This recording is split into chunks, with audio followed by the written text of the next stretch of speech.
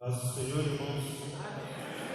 Deus nos abençoe nessa manhã. Quero cumprimentá-los, agradecendo ao pastor Raimundo pelo privilégio e cumprimentar os irmãos em nome do meu sogro, pastor Antônio Carlos, pessoa que eu respeito de coração. Eu queria fazer uma abordagem bem rápida nesses primeiros minutos sobre as gerações, para que fique claro para nós a diferença. Hoje de manhã ainda conversando com a minha sogra, e ela disse uma expressão mais ou menos assim: essa geração nova aprende muita tecnologia, tem muito conhecimento, é bom que nós mais velhos vamos morrendo e aí eles ficam para fazer as coisas que precisam, como se a gente fosse um impedimento. Não é assim, irmão, em nome de Jesus. A geração mais nova precisa muito da geração mais velha.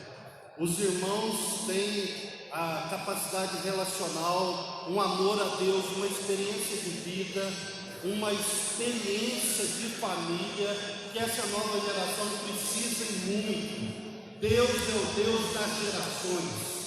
Deus é o Deus que trabalha com todas as gerações. Todas as gerações são importantes para Deus e Deus quer alcançar todas as gerações. E eu fico assim, muito feliz, pastor, com essa proposta. Deus me deu a graça de visitar algumas igrejas nos Estados Unidos, na Coreia do Sul. Tive o privilégio de visitar uma igreja de 100 mil membros, e uma das características comuns de todas as igrejas, essas igrejas que têm tido impacto, é a preocupação com a nova geração. É a preocupação com a nova geração. Por isso eu fico muito feliz e quero louvar a Deus por essa iniciativa, pastor, por essa oportunidade. Nós sabemos que das 6 gerações, a primeira foram os veteranos, aqueles nascidos em 1922 e entre 1945, ou seja, o fim da Primeira Guerra Mundial e o fim da Segunda Guerra Mundial. Depois vieram os Baby Boomers, que é de 1946 a 1964, que marca o fim da guerra, Segunda Guerra, e no Brasil, no caso da Revolução de 1964, a geração X de 65 a 79, a geração que já nasce com computador, a geração Y de 80 a 2000 e a geração Z de 2001 a 2009, os americanos normalmente põem 1997 a 2007. E a geração alfa de 2010 para frente. A geração dos veteranos é chamada de geração silenciosa. São aqueles que têm entre 74 e 97 anos. A geração que viu a Primeira Guerra Mundial, o afundamento do Titanic, que viu a parte da Segunda Guerra Mundial. Eu estava conversando com um missionário nosso, que a esposa dele é alemã, ela dizendo que os ex-combatentes da guerra, sabe qual que era a grande alegria deles? Sentar na praça com a família e comer um pão com salame. A grande alegria deles não era ter o carro, não era ter a casa, não era trocar os móveis, mas poder sentar numa praça e comer um pão com salame com seus familiares. Olha que interessante. Depois nós tivemos os Baby Boomers, ou seja, chegou o pessoal das guerras e aí houve uma quantidade enorme de filhos que nasceram nessa geração. São aqueles que estão entre 55 e 73 anos de idade. São pessoas firmes nas decisões, que buscaram muito crescimento e status, não tiveram a dor da guerra, então a cabeça era outra, céticos para com as autoridades, muito céticos, e uma renda mais sólida, e a geração que já nasce com a televisão. A revolução que foi a televisão. Você imagina você vivendo numa geração que você demorava 3 meses para vir da Europa até aqui no Brasil, que você demorava 4 meses para ir para a China ou para o Japão. De repente você olha para a televisão e assiste o que está acontecendo no Japão em tempo real. Imagina o que é isso, não é? Depois nós tivemos a geração X, que é dos 40 aos 50 anos, aqueles que estão entre 40 e 50 anos de hoje, que já nasceram na revolução do computador. É a geração que iniciou na era da informação, já era influenciado pela TV, trabalha bem em equipe, mais tolerantes. Aí você começa a lembrar da revolução sexual nos Estados Unidos, Woodstock, sexo, drogas no rock and roll, uma geração que é bem aberta, tolerante, mas também que trouxe consequências drásticas para a população mundial e até mesmo com impacto para a igreja. Mas é uma geração que já nasce entendendo da tecnologia, do computador. Agora você não precisa ficar escrevendo tudo à mão, vamos reduzir o gasto de papel, vamos fazer cálculos do computador. De repente você tem a geração Y, que é aqueles que estão entre 20 e 39 anos. Esses já são mais tecnológicos ainda, porque eles já nascem na geração da internet. Isso é tão interessante, irmãos, porque quando você pensa assim, eu preciso trocar o odômetro do meu carro, aí você pensa assim, eu vou sair para a rua procurando um lugar que vende odômetro. O seu filho que tem entre 20 e 39 anos, sabe o que ele faz? Vai na internet. Você fala assim, deixa eu ir no dicionário, ver qual que é a palavra. Onde que ele vai? No Google. É tudo diferente, o pensamento, a ideia é tudo diferente. E eles então são informais, ansiosos, ousados. Por exemplo, os meus alunos da escola dominical,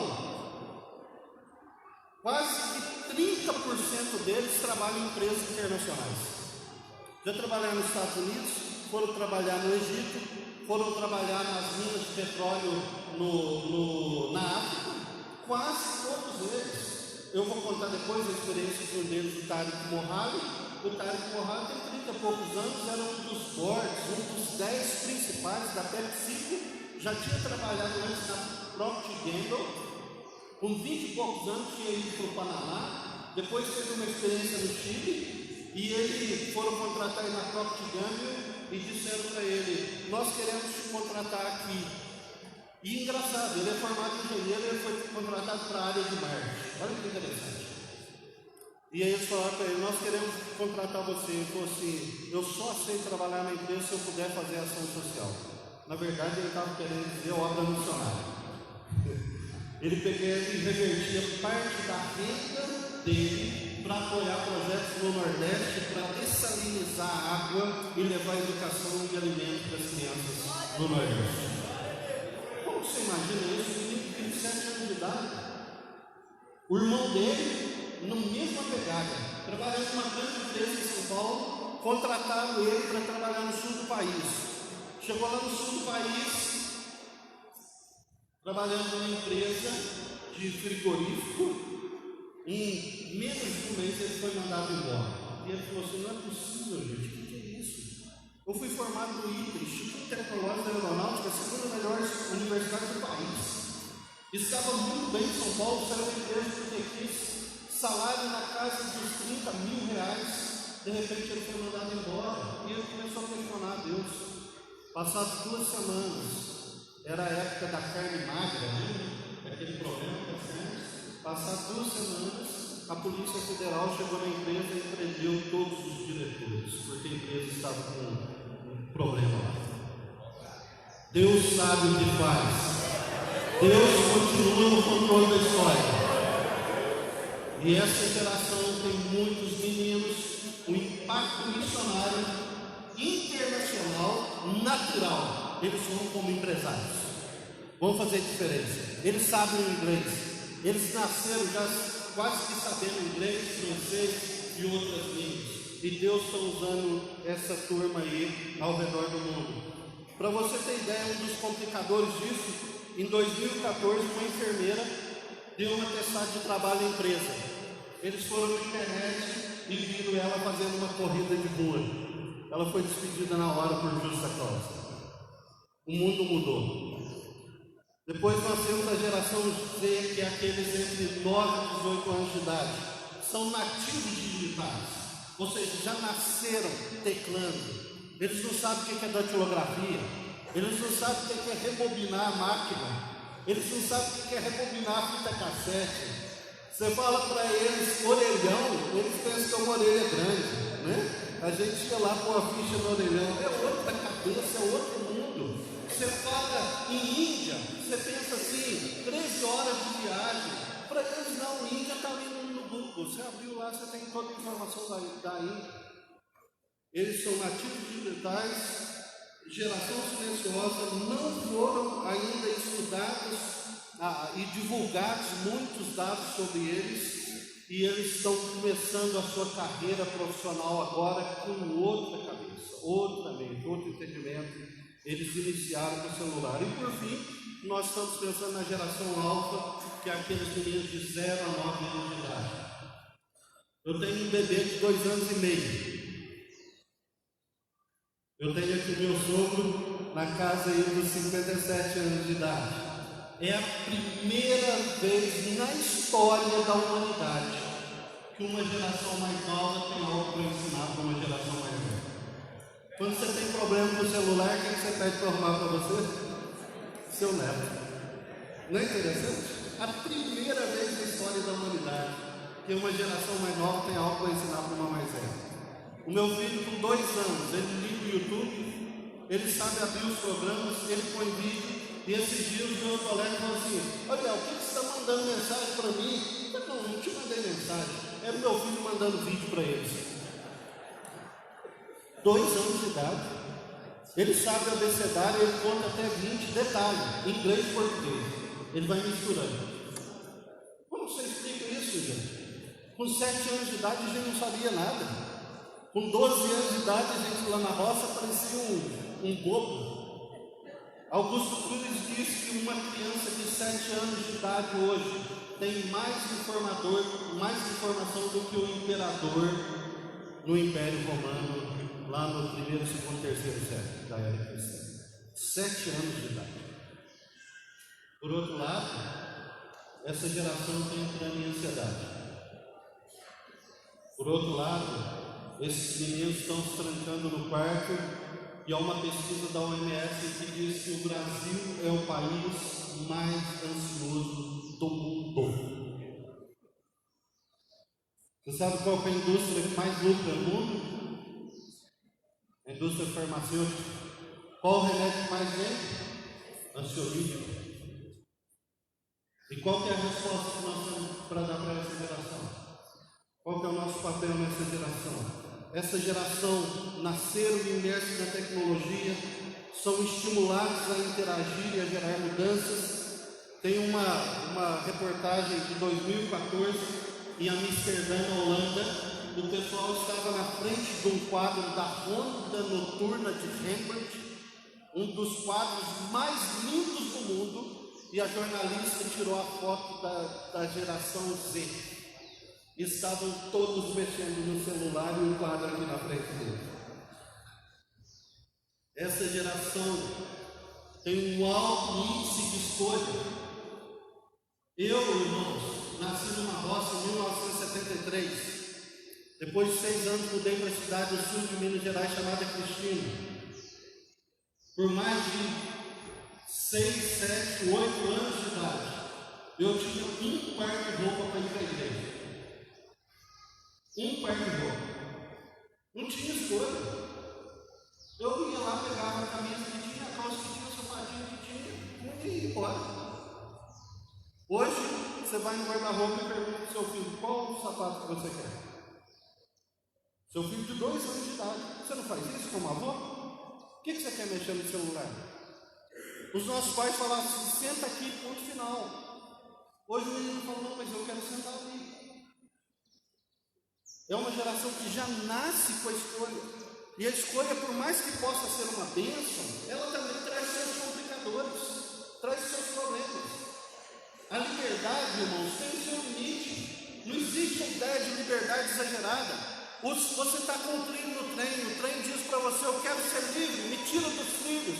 O que vai acontecer com esse trem? Ele para de funcionar. Você está soltando a pipa fala: eu quero ser livre, corta a linha. Você corta a linha, o que acontece? Ela cai. O peixe diz para você: eu quero ser livre, me tira da água. Você tira o peixe da água, o que acontece? Ele morre. Assim como a liberdade da pipa é a linha, a liberdade do trem é o trilho, a liberdade do peixe é a água, a liberdade do homem é Deus. A liberdade do homem é Deus.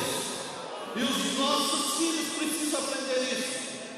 Senão eles serão mortos nesse mar de possibilidades, nesse mar de escolhas.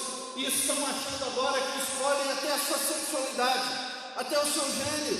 Isso é uma loucura.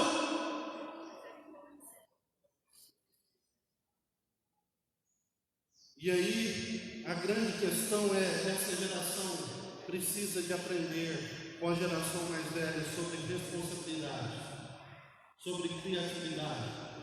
Hoje tudo que você precisa você compra pronto. Não é verdade? Eu e você temos grande possibilidade. Quando a gente precisava de um carrinho, a gente pegava uma latinha de mastomate ou de óleo e a gente ia fazer o carrinho. Ou de repente a gente fazia de chuchu.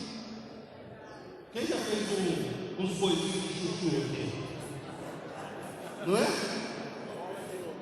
Bola de lobeira. Quem usava sabugo para fazer brinquedo? Não é verdade? Você não construía casa? A gente construía casa, ia lá no bambual, entortava os bambus e fazia casa. Criatividade, usando a ideia o tempo todo, aprendendo a se virar. Hoje os meninos não sabem se virar, não sabem trocar uma lâmpada. Por quê? Está tudo pronto. Não é verdade que nossos pais e nossas avós tinham a casa de ferramenta de badulac, parafuso velho, tinha a lata velha, a madeira velha, precisava de um negócio que andava. E meu avô nasceu em 1900. Quando eu ia encontrar o meu avô, eu não sabia qual era o pano original da camisa dele, de tanto remendo que tinha. Hoje a gente nem cogita usar uma roupa com um remendo. Sabe qual que é o problema? O problema é que isso pode estar gerando na nossa cabeça que as coisas não têm conserto, que as coisas não mudam, que as coisas não podem ser resolvidas. Então, se eu tenho um problema no casamento, eu chuto meu cônjuge e vou arrumar outro. Se eu tenho qualquer probleminha na igreja, eu chuto e vou para outro. Se tem qualquer crise na igreja, eu quebro a aliança e vou fundar a minha. Olha que crise. Porque nós estamos desaprendendo a ter criatividade, a consertar as coisas, a saber que as coisas têm jeito, que Deus dá jeito. Deus continua dando jeito para as coisas. Então, irmãos, a minha fala é essa. Como nunca na história, essa geração precisa de contato humano. Essa geração precisa de referência. Eu queria mostrar então para você rapidamente que nenhuma generalização é capaz de compreender o todo dessa geração. Sempre tem especificidades, tem diferença de cultura, diferença de pensamento, por estar na igreja ou não. Conhecer as tendências dessa geração ajuda a gente a trabalhar com essas gerações. E a Bíblia fala sobre gerações, olha o Salmo 71. Desde a minha juventude, ó Deus, tem me ensinado, e até hoje eu anuncio as tuas maravilhas. Agora, porém, veja que eu estou idoso, de cabelos brancos. Não me desampares, ó Deus. Para quê?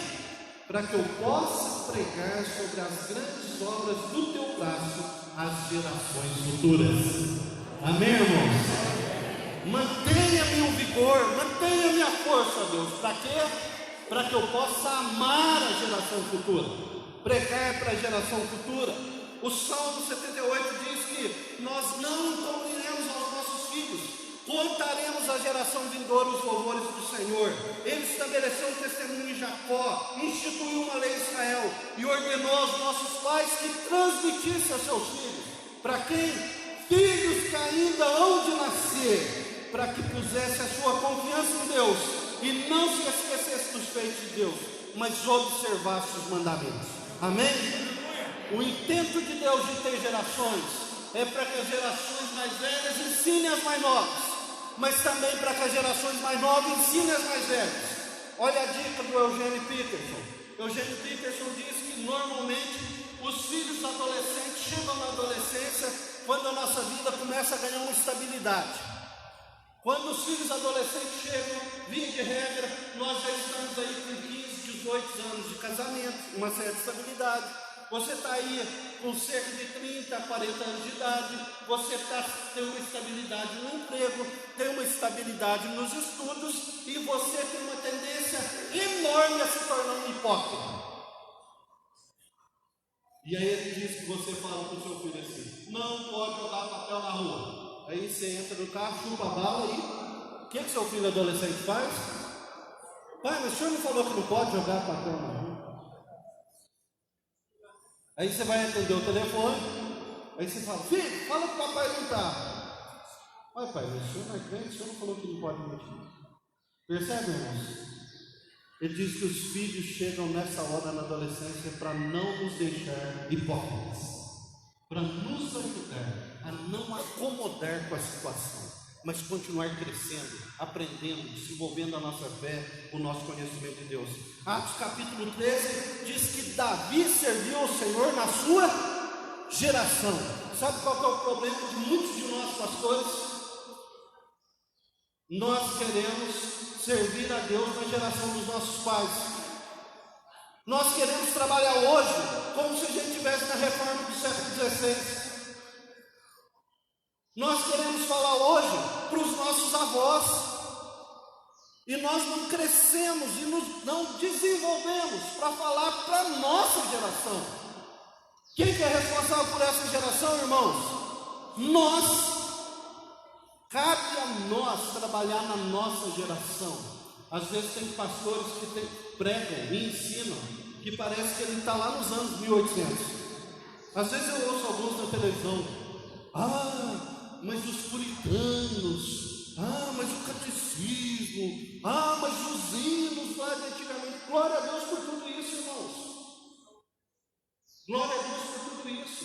E muitas coisas de fato a gente tem que continuar. Mas a nossa linguagem, o estilo musical, a forma de abordagem, tudo isso nós precisamos de falar para a nossa geração. Senão, sabe o que vai acontecer? Vai acontecer o que acontece na Europa. Eu visitei Edimburgo agora para fazer uma pesquisa. Visitei 2 igrejas, uma igreja batista. Sabe o que eu vi? Pessoas de cabeça branca, quase todos acima de 60 anos de idade, quase nada de crianças. A igreja presbiteriana na Escócia não tem hoje a frequência de 10% da população.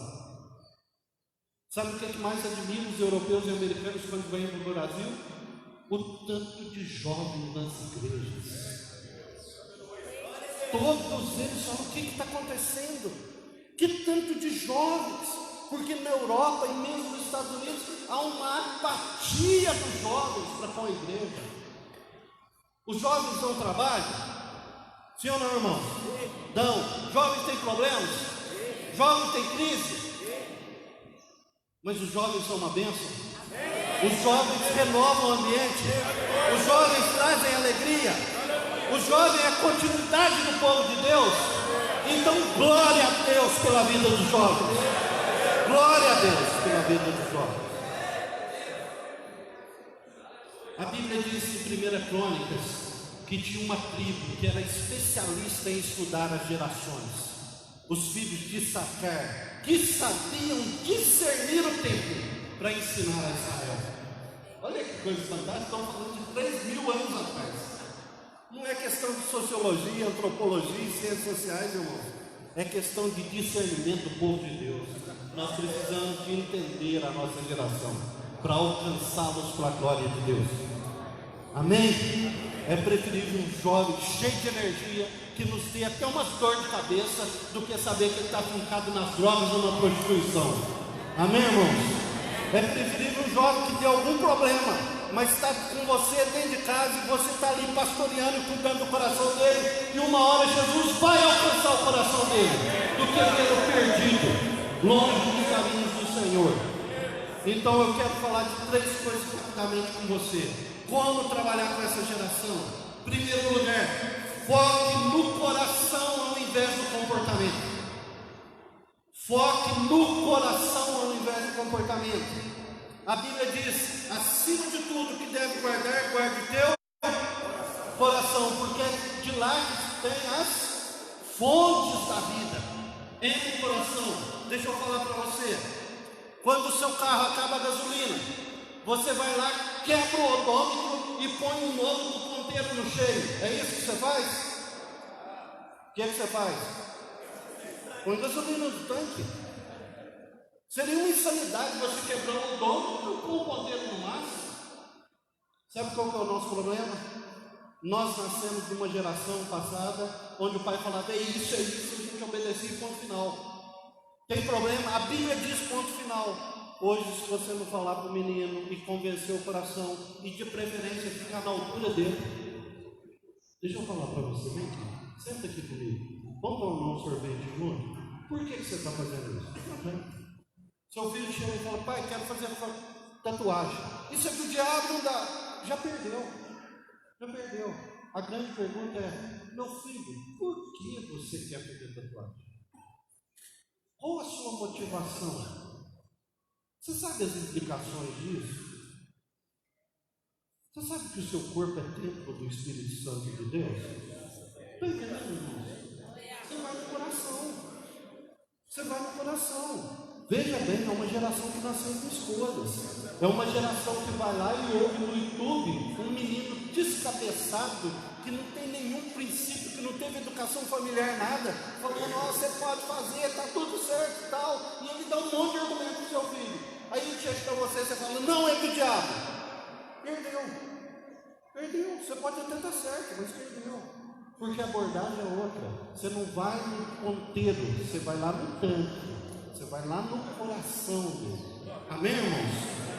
Por quê? A Bíblia diz que o pensamento, a lembrança, o saber, o discernir, o guardar as coisas, alegrar, meditar, contar, amar a Deus, fidelidade, tudo vem do coração. Tudo. Olha o que Jesus diz, Mateus 15, 17 a 20. Porque é do coração do homem que procede os maus desígnios, prostituição, adultério, inveja, homicídio. É de onde que surge, irmãos? Do coração. A fé cristã não tem a ilusão que o homem é bom. O que Jesus diz? Se vós que sois bons, é isso? O que Jesus diz? Se vós que sois maus, sabem dar boas coisas aos vossos filhos, quanto mais vosso Pai Celeste não dará todas as coisas àqueles que o pedirem. Em outra tradução diz, dará o Espírito Santo àqueles que o pedirem. Porque se você tem o Espírito, você tem tudo. Amém, irmãos?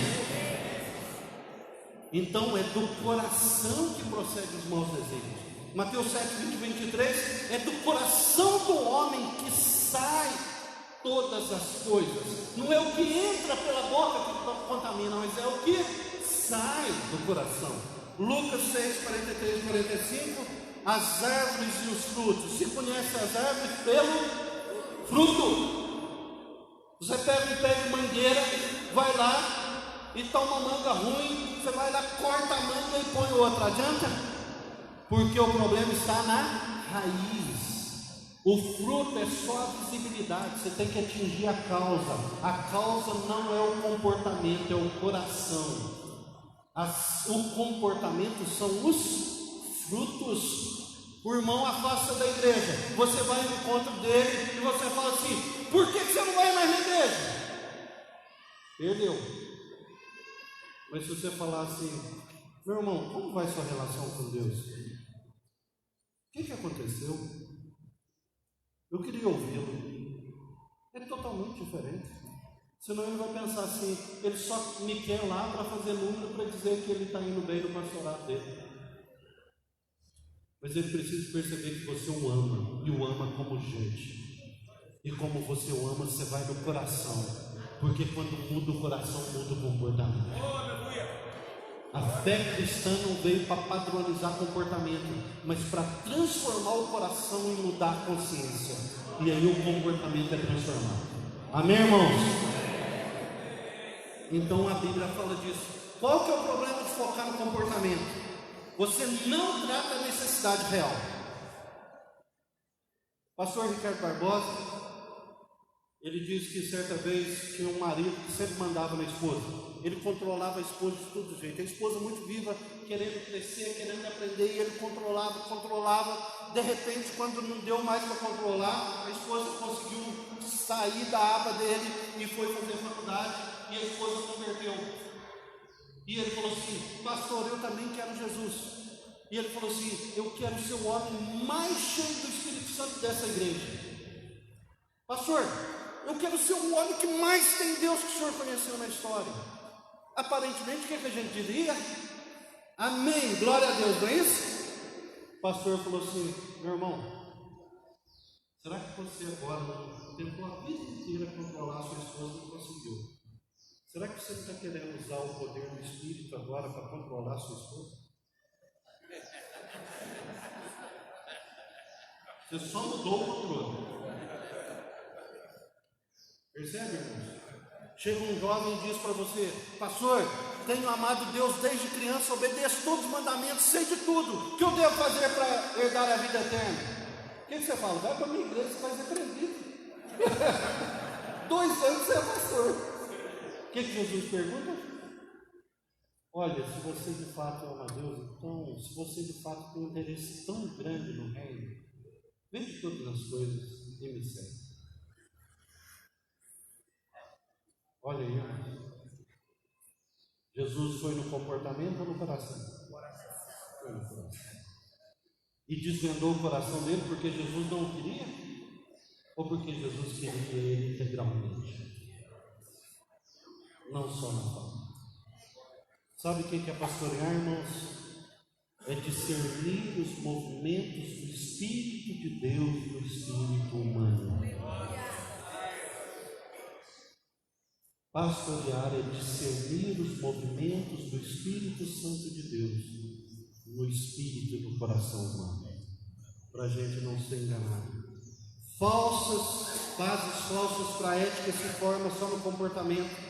O coração está erroneamente treinado quando o comportamento é mau. Não é problema do comportamento, é do coração. O coração, o Evangelho é central porque ele atinge o coração da pessoa. É por isso que às vezes fala-se tanto em ação social, e nós temos que fazer, e graças a Deus fazemos muita.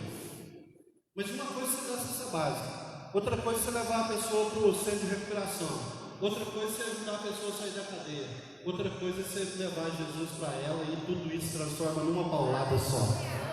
E ela vai parar de pedir ajuda e vai começar a ajudar os outros. Ela vai parar de roubar e vai trabalhar para ajudar o necessitado. Amém, irmãos? O Evangelho é a coisa mais preciosa desse mundo. O Evangelho de Deus mostra os ídolos do nosso coração: controle, orgulho, bem-estar, conveniência, temor dos homens. Por isso que a gente precisa de focar no coração. E qual que é a ideia? Quando você olha para Jesus pegando as crianças do colo, olha que interessante, né? Quando você põe uma criança no colo, o que você fez? Nivelou o seu rosto com a dela. E ele as abençoa. Tem um historiador da faculdade de Oslo que escreveu um artigo, uma tese de doutorado, na verdade, sobre o nascimento da infância por causa do impacto da vida de Jesus de Nazaré. Esse conceito de infância não existiu como existe sempre, não se estuda. Os gregos, quando alguma criança nascesse com deficiência, eles jogavam no penhasco.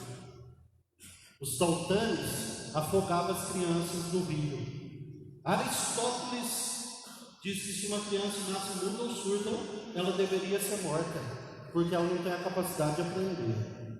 Jesus diz: não, toda criança tem imagem e semelhança de Deus e deve ser cuidada e valorizada. Presta atenção, irmãos. Quando Satanás, sabendo que Deus iria mandar um libertador para o Egito, o que ele fez com o faraó? Mandou matar os meninos. Mandou matar todos os meninos. Quando Nimrod, em Gênesis 9, percebendo que Deus iria levantar um homem, o homem que nasceria naquela geração era Abraão, sabe o que ele fez? Mandou matar todas as crianças. Quando Herodes soube que Deus ia mandar o libertador do mundo, o que ele fez? Mandou matar as crianças. As guerrilhas, quando querem treinar pessoas, quem que eles pegam? As crianças. O tráfico de droga, quando quer trabalhar as pessoas, quem que eles pegam? As crianças. Mas Jesus amou as crianças e diz que elas são do reino de Deus. Elas já são do reino de Deus. A gente precisa trabalhar para não tirar, porque elas já são. E a gente foca no coração, porque a gente não fala assim para o seu filho quando vem com uma perturbação para você. A gente precisa de aprender. O seu filho vem com uma crise, você pode falar, isso é do diabo. A Bíblia diz não. Outra coisa é você falar assim, meu filho, o papai também já teve esse problema. E eu fui para Jesus. E Jesus aliviou e sanou o meu problema. Você também pode confiar em Jesus igual o papai. Amém, irmãos? Glória a Deus. Muda tudo ou não muda? Muda tudo. Segundo lugar, primeiro, foco no coração ao invés do comportamento. Segundo, foco na relação ao invés da regra religiosa. Foco nos relacionamentos ao invés da regra religiosa. Veja bem, tem um pesquisador de Harvard que fez uma pesquisa desde 1938, a pesquisa mais longeva da história. Ele pegou os alunos de Harvard e o pessoal da periferia de Boston, da favela de Boston. E ele percebeu nessa pesquisa de mais de quase 80 anos que gente que era pobre se tornou rico, rico se tornou pobre, são se tornou louco, louco, meio bagunçado, melhorou de vida. Teve presidente dos Estados Unidos que se tornaram presidente dos Estados Unidos da América nessa pesquisa. E a grande pergunta é: o que nós devemos fazer para viver bem e principalmente ter felicidade no final da vida? E naturalmente 50% disse ter riqueza, e outros mais de 30% disse ter fama. E ele foi fazendo a pesquisa, sabe qual foi a conclusão da pesquisa? Felicidade e sucesso está ligado à qualidade dos seus relacionamentos. Pessoas que têm bons relacionamentos vivem melhor. Pessoas que têm bons relacionamentos passam pela crise com tranquilidade, com segurança de que tem alguém do lado que os ama de verdade. Aí eu pergunto para você, ele não precisava fazer pesquisa, é só ler Marcos. Jesus disse, sabe qual que é a súmula de toda a existência? Amém a Deus sobre todas as coisas, eu tenho o próximo como eu te mesmo. Relacionamentos. Amém, irmãos? Sabe qual que é o nosso problema? Às vezes a gente, ao invés de ir para o relacionamento, a gente foca na regra. Tem que ser, faz isso, tem que ser, tem que ser. Os irmãos, vocês irmãos assembleanos, têm uma capacidade invejável de reunir pessoas. Nós, presbiterianos batistas, quando vemos vocês reunir pessoas, dá até inveja da sua capacidade de reunir pessoas. Mas eu acho que vocês já têm sentido uma coisa. Eu acho, pastor, quando você faz um convite no púlpito, para um trabalho, para uma reunião de oração e tal, a frequência tem diminuído, não tem não? Ou é só no nosso tempo? Tem diminuído. Mas quando você vai falar assim, ô irmão, eu queria que você viesse aqui comigo no trabalho, ele vai ou não? Ele vai. Às vezes você faz 200 convites do público, não tem jeito. Você convida 10, eu queria você. Aparece assim. Relacionamentos. Olha para Jesus de Nazaré, irmãos. Em nome de Jesus, vamos olhar para Jesus. Se eu fosse Jesus, sabe o que eu faria? Primeiro eu ia escrever um livro, ou uns 10, né? Imagina com aquela capacidade.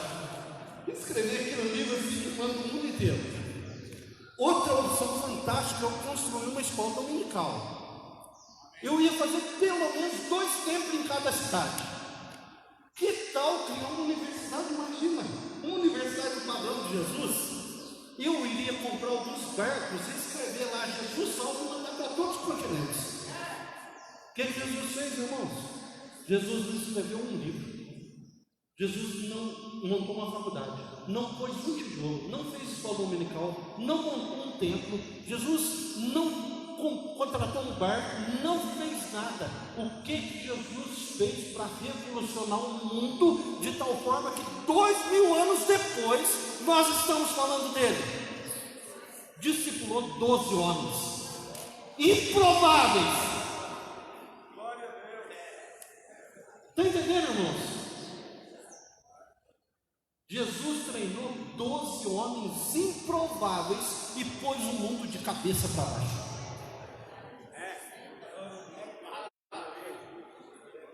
Glória a Deus por Jesus Cristo. Glória a Deus por Jesus Cristo. Nós temos liberdade de vida hoje por causa de Jesus. Amém?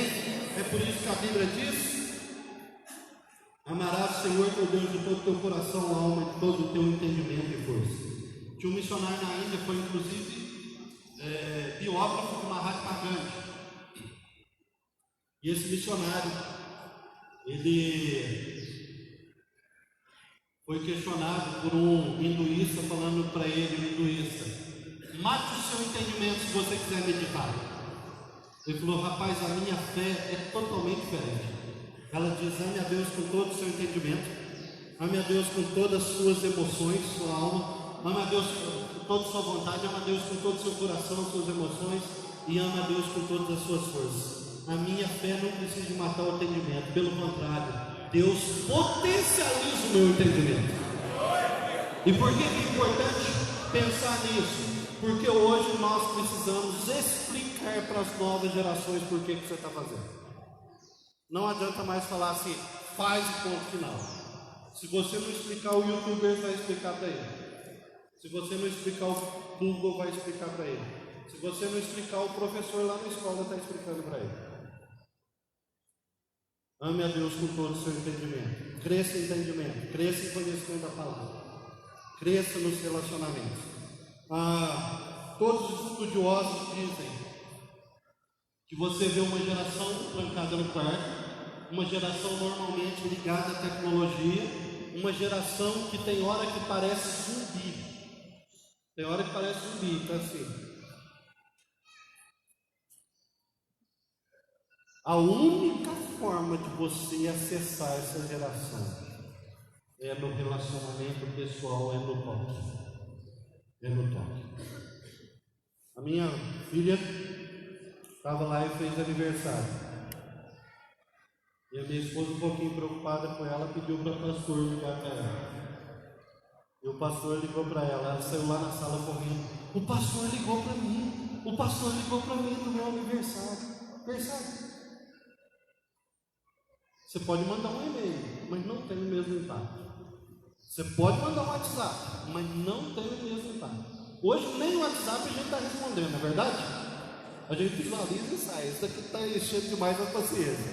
Mas quando você fala na pessoalidade, não tem conversa.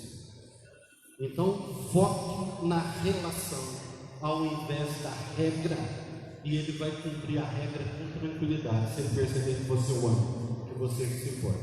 E eu termino dizendo: façam pastoreio amoroso ao invés de focar somente em eventos. Irmãos, eu fui seminarista naturalmente. Em 98, trabalhando na igreja lá em Itajubá, sul de Minas, e eu comecei como seminarista. Visita ao asilo. Cultão não sei daqui, chegou no meio de semestre, não tinha mais evento, eu fiquei perdido. E o que eu faço agora? O que eu faço agora? Olha que loucura. A gente, ao invés de focar no pastoreio, no cuidado, na visita, no grupo pequeno, no aconselhamento, sair para comer uma pizza com a moçada, fazer uma sorvetada na sua casa, à noite no pijama, você tem. O que você não faz em 2 meses de culto, você faz em 2 horas no encontro pessoal com eles. A dificuldade que às vezes você tem para comunicar a palavra no culto, porque eles chegam depois de ver Faustão, de ver internet, de ver YouTube e tal, chega até ele se concentrar, está quase acabando o culto. Mas quando você vai para o acampamento, quando você vai para o encontro, quando você faz uma visita na casa dele, quando você come uma pizza com ele nunca mais esquece. Eu tinha um professor que dizia isso: as pessoas nunca dificilmente vão lembrar do seu sermão. Faz uma aposta aqui comigo. Qual foi o último sermão que você pregou? Qual o tema? Difícil às vezes lembrar, não? Como que você acha que os membros vão guardar tudo? Mas o churrasco que você comeu com eles, eles nunca mais vão esquecer. Nós vamos abrir a mão do culto? Nunca. Mas nós precisamos de ter pastoreio pessoal e do coração amoroso. Qual que é o versículo que nós mais conhecemos? Porque Deus amou o mundo de tal maneira que deu. A forma de Deus amar é doação. A forma de Deus amar é doação. Não se iluda, amor é doação. E mais do que doação de recursos, é doação da vida. Quem que contribui mais no seu hambúrguer? O porco ou a galinha? Você tem bacon e ovo, certo? Quem contribuiu mais no seu hambúrguer? O porco ou a galinha? Hã? O porco, por quê?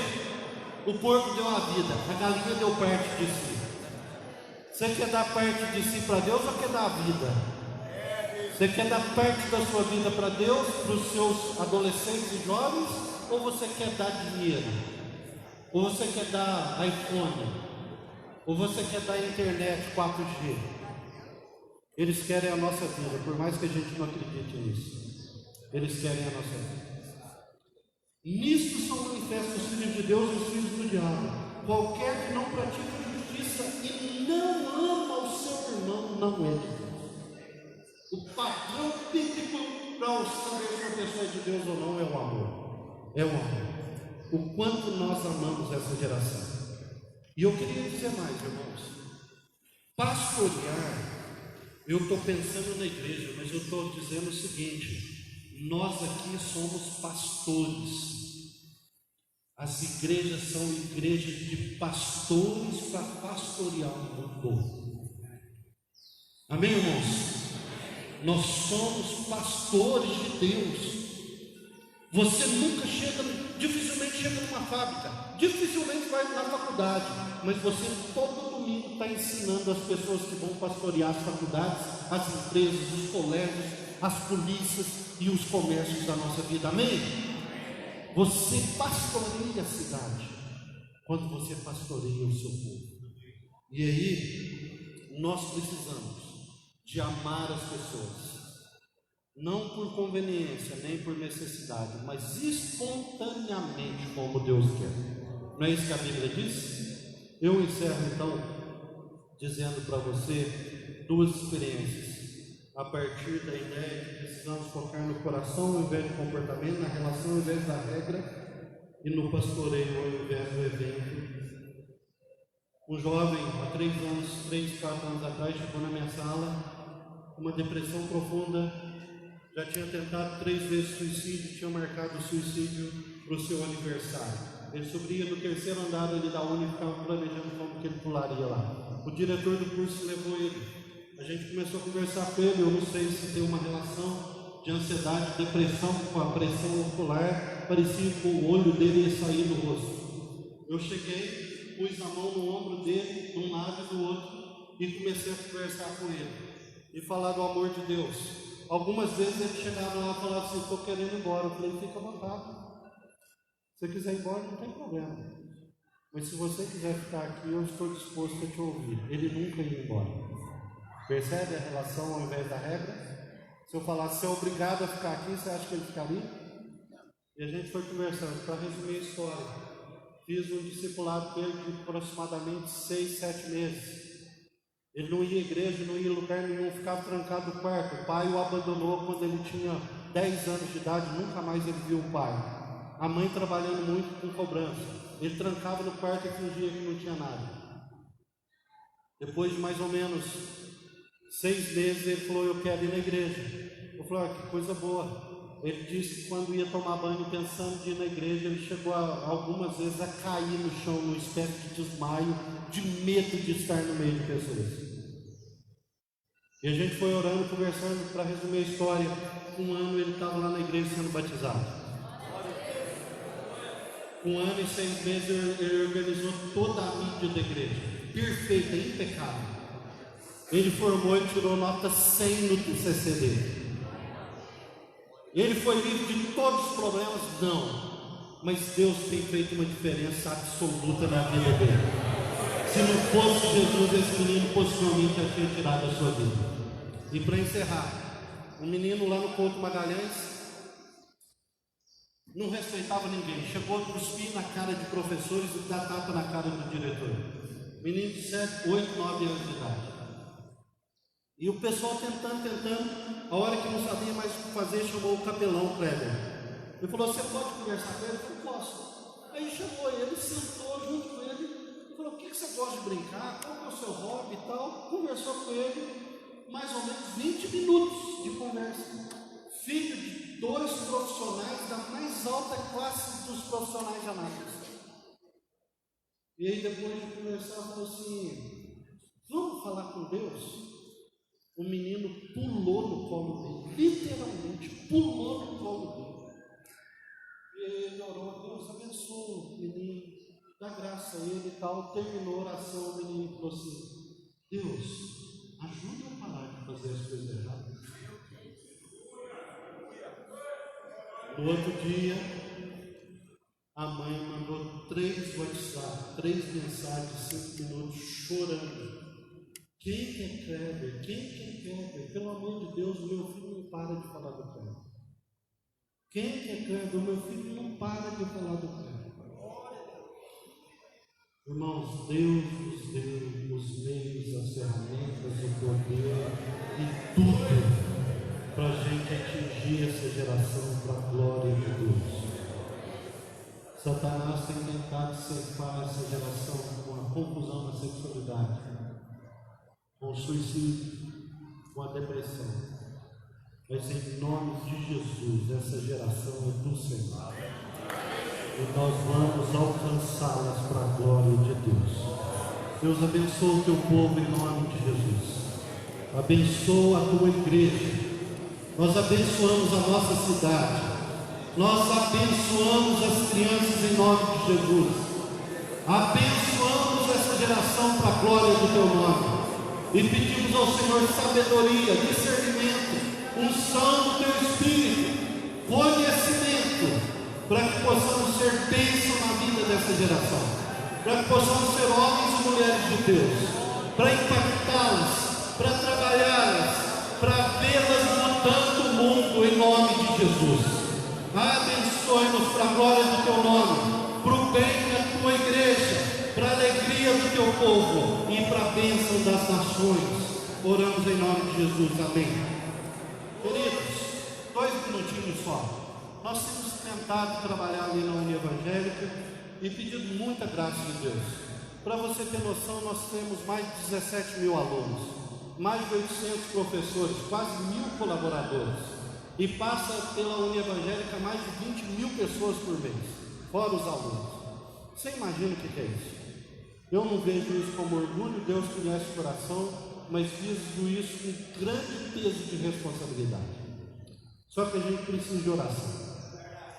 A gente precisa de oração. E o pastor Clarimundo nos deu uma ideia que a gente achou que é de Deus. A gente vai ainda conversar com ele pessoalmente, fizemos uma tentativa. Nós estamos pensando em vamos criar lá na União Evangélica um rodízio de igrejas que queiram orar por nós, lá na União Evangélica. Nós temos um campo ali perto do Couto, nós vamos chamar ele de campo de guerra, nós vamos pôr uma tenda e nós vamos deixar os pedidos de oração. Se você puder, por favor, nos ajude. Se a sua igreja ou um grupo seu quiser lá ir uma vez por mês só, uma vez por mês, nós queremos 20 igrejas parceiras, de segunda a sexta-feira, e nós vamos ter todos os dias da semana uma igreja orando por aqueles alunos. Já tem acontecido coisas lindas ali dentro, muitas conversões através dos grupos pequenos, e nós sonhamos que Deus faça dali de fato um celeiro de missionários. Por favor, se você quiser, nos procure, a gente tem todo o prazer em contratá-lo. Pastor, muito obrigado, que Deus abençoe. Obrigado.